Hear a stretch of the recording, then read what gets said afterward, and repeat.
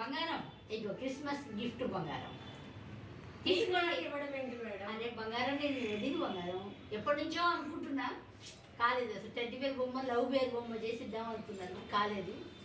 ఇప్పుడు ఏదో కానీ నెక్స్ట్ టైం ఇలా తీసుకొస్తే నేను తీసుకోను. అసలు నేను ఉండగా బంగారం ఎందుకు టెన్షన్ ఉంటారు కానీ ఎప్పుడు ఇంకోసారి తేను అంటే తీసుకుంటాను. బుద్ధి సరే బంగారం ఇంత ప్రేమతో తీసుకొచ్చారు కాబట్టి తీసుకుంటున్నానండి.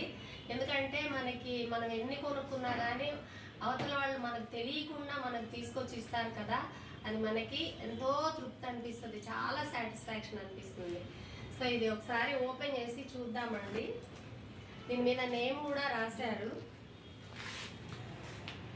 మేడం లాంగ్వేజ్ ఇది. బంగారం చూడండి దీన్ని ఎలా ప్యాక్ చేసుకొచ్చారు, ఇలా ప్యాక్ చేసుకొని వచ్చారు. అంటే పాతకాలంలో మాకు ఎక్కువ డబ్బులు ఉండేవి కాదు, ఉన్నా కానీ ప్యాకింగ్ చేయడానికి మాత్రం మేము ఏది కూడా కొనేవాళ్ళం కాదు, ఇలాగే ప్రిపేర్ చేసుకునేవాళ్ళం.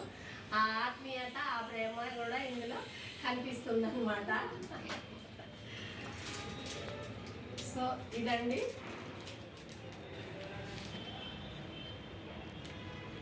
చాలా బాగుంది కలర్ఫుల్గా. అండ్ టాప్స్ కూడా ఇచ్చారు. ఇవి కూడా అంటే ఏ శారీ మీదకైనా కానీ ఇవి సూట్ అవుతాయి అన్నమాట. ఏదో చిన్న గిఫ్ట్.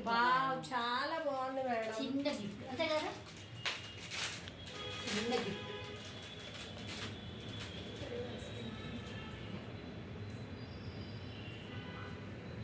టాప్స్ కూడా చాలా బాగుందండి. మనం చక్కగా ఇది నార్మల్ శారీస్ కన్నా ఇది చక్కగా పట్టు శారీస్ మీదకి ఒక్కటే వేసి, మేము చాలా లావుగా వీటిని ఏదో అంటారు, ఇది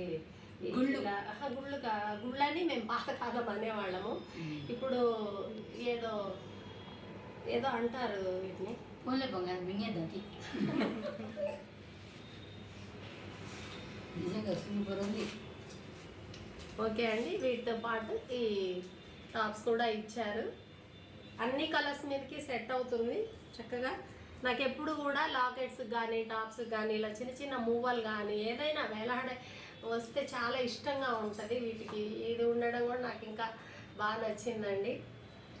thank you so much madam. Next time తేకూడదు, నేను ఉంటాగా బంగారం.